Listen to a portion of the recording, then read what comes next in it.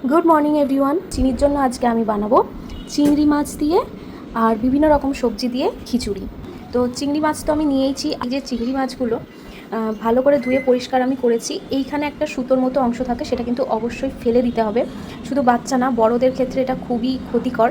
তোমরা অনেকেই জানো, তাও একবার আমি বলে দিলাম। সাথে আমার পছন্দ মতো কিছু সবজি নিয়েছি, আর এখানে নিয়েছি মসুর ডাল আর চাল।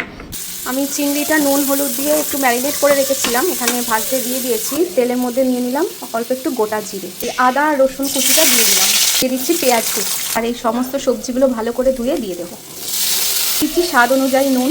তেলের পরিমাণটা একটু বেশি পড়ে গেছিলো, মানে অনেকটা বেশি পড়ে গেছিলো, তাই দেখো আমি এখানটায় তুলে রাখলাম। এগুলো হালকা ফ্রাই করে নিয়েছি। ধুয়ে রাখা চাল আর ডালটা দিয়ে দেবো।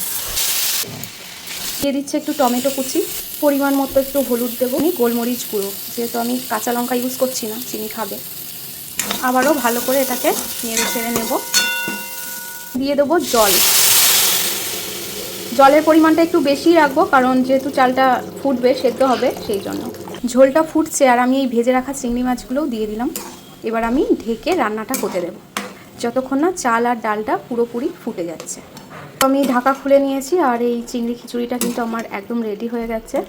নামানোর আগে একটুখানি ধনেপাতা কুচি দিয়ে দিলাম। একদম রেডি হয়ে গেল চিনির লাঞ্চ চিংড়ি খিচুড়ি।